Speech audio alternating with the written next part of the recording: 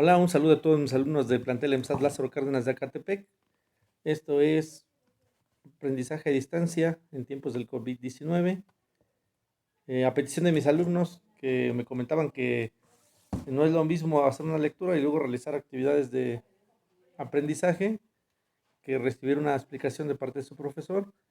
El día de hoy vamos a tratar un tema de la asignatura de Derecho 2, en concreto el bloque 4 que se refiere al derecho agrario. Y los temas a tratar son dos: los órganos del ejido y los sujetos agrarios. Vamos a iniciar con los órganos del ejido, que son tres: la asamblea ejidal, el comisariado ejidal y el consejo de vigilancia. La asamblea ejidal es el órgano supremo del ejido. Esto debe quedar muy claro porque hay personas que creen que es el comisariado la máxima autoridad dentro de un núcleo agrario, y no es así. El máximo órgano de decisión es la Asamblea General de Ejidatarios, o en nuestro caso la Asamblea General de Comuneros. Y vamos a hablar de que hay dos tipos de asamblea, aunque la ley no lo establece así, pero para fines prácticos o fines didácticos vamos a hablar de una asamblea que le vamos a llamar la asamblea normal, que es aquella que es válida con la asistencia de la mitad más uno del total de ejidatarios en primera convocatoria, y que es válida en segunda convocatoria con el número de ejidatarios que se presenten. En esa asamblea se pueden tratar asuntos relacionados como la elección y la remoción de los miembros del comisariado y el consejo de vigilancia. También se puede tratar la aprobación del estatuto comunal o el reglamento interno del ejido o de la comunidad, por supuesto el informe del comisariado y la repartición de utilidades en el caso de que las haya. La segunda asamblea se denomina Asamblea de Formalidades Especiales, aunque así no lo señala la ley, pero en el argot agrario así se le llama. Algunos también le suelen llamar Asamblea Dura, y es aquella en que por virtud de primera convocatoria deben de estar presentes por lo menos tres cuartas partes del total de ejidatarios, y en virtud de segunda convocatoria por lo menos la mitad más uno. En nuestro caso, por ejemplo, en el caso de Acatepec, que los comuneros son un promedio de 1,500, por virtud de primera convocatoria deberían estar presentes por lo menos más de 1,100 personas. O sea, debe ser un número exacto para que pueda ser válida. En nuestro caso es muy difícil llegar a ese quórum legal, ¿no? Y en este tipo de asambleas se puede tratar, entre otros asuntos, precisamente la asignación de áreas del asentamiento humano, como en nuestro caso en Acatepec hay este, algunas inspectorías, como el caso del Marrubio, el Plan de San Miguel, donde no tienen área de asentamiento humano, y se requiere una asamblea de formalidades especiales, en donde además de este quórum legal que se exige, se requiere la presencia de un representante de la Procuraduría Agraria e incluso de un notario público para que pueda ser válida esta asamblea, ¿no? Otros asuntos que se pueden tratar ahí es el reconocimiento de hecho que tienen algunos posesionarios, que en nuestro caso es un poquito más complejo porque nosotros ya tenemos un proceso de certificación agraria y en teoría ya no debería de haber posesionarios. También se puede tratar asuntos como la fusión de un ejido o la terminación de un ejido, el cambio de régimen ejidal a comunal o viceversa, ¿no? Y por supuesto, también se puede tratar el tema de la adquisición del dominio pleno de las parcelas en el caso de los ejidos, que como ya habíamos mencionado en clase, en el caso de la comunidad no se puede. La principal diferencia entre el ejido y la comunidad es precisamente esa, que en el ejido se puede obtener el dominio pleno de la parcela. ¿Qué significa eso? Significa que un ejidatario que obtiene el dominio pleno ya puede disponer del bien como mejor le parezca.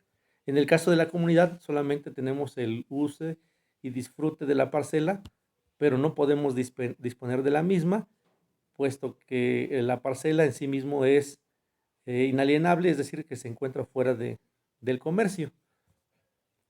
Eh, Ahí en nuestro libro de texto nos habla precisamente de la comunidad, de cómo se puede crear una comunidad, que es precisamente a través de una acción de restitución agraria. Como ustedes recordarán, hemos visto en clase, este, después de la Revolución Mexicana, inició lo que se denominó la reforma agraria, que es el reparto agrario, la restitución de las tierras de las que habían sido despojados los pueblos originarios, y de esta manera se puede constituir un núcleo agrario.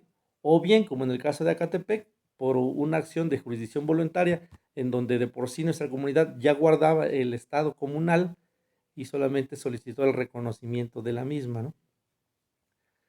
Bueno, entonces, con relación a la asamblea, esa es la explicación. En el caso del comisariado de bienes comunales, sabemos que se integra por un presidente, un secretario y un tesorero, sus respectivos suplentes, que durarán en su cargo por lo menos 3 años y cuya función principal es llevar a cabo los acuerdos que tomó en la asamblea y administrar precisamente los recursos del núcleo agrario.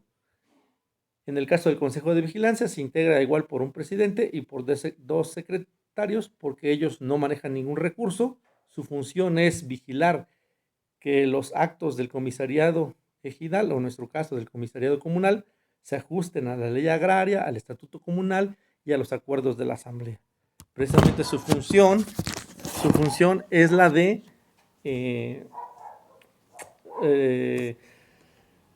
revisar precisamente la administración de los recursos del núcleo agrario. Bueno, ahora vamos a pasar al tema de los sujetos agrarios, que como ustedes vieron en el libro de texto, nos menciona 3. El primero es el ejidatario, que en nuestro caso es el comunero.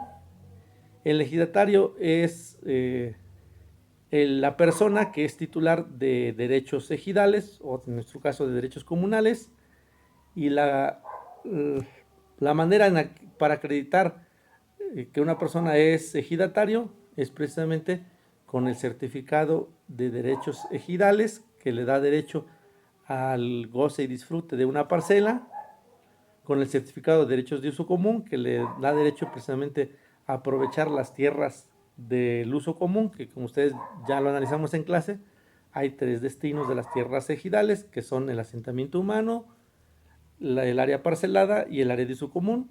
Y este certificado de derechos de uso común le da el derecho de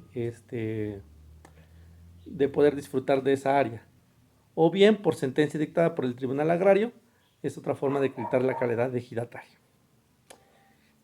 Y luego pasamos al avecindado. ¿Quién es el avecindado? El avecindado son los mexicanos mayores de 18 años o que en su caso tengan ya una familia a su cargo y que tengan más de un año residiendo en las tierras del núcleo ejidal y que han sido reconocidos como tales, como avecindados, por la propia asamblea de ejidatarios, o en nuestro caso por la asamblea de comuneros.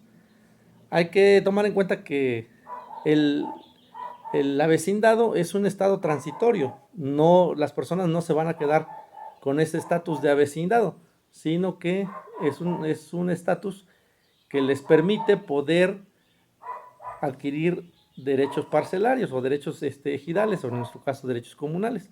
Una vez que hayan sido reconocidos como avecindados, podrían pasar al otro proceso, que es la cesión de derechos en el caso de la comunidad, o la enajenación en el caso del ejido, que ya habíamos revisado en clase, ¿no?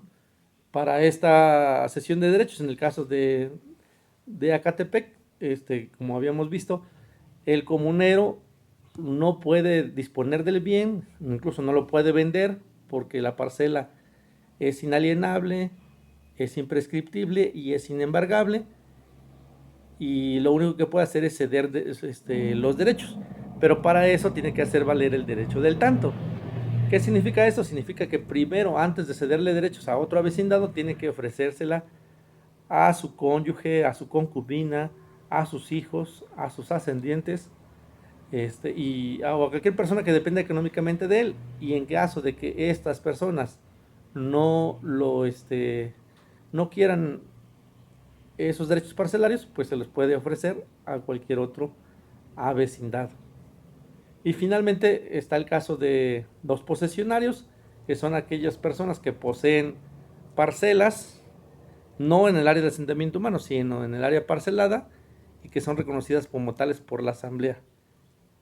En el caso de nuestra comunidad, eh, es un poco complejo que haya personas con este rango de posesionarios porque ya hubo un proceso de certificación agraria y ya todos los comuneros son titulares de sus derechos parcelarios y pueden ceder sus derechos de manera legal con el trámite que corresponda, y es muy difícil que se dé parcelamiento económico o de hecho, o sea, de facto, que no sea legal.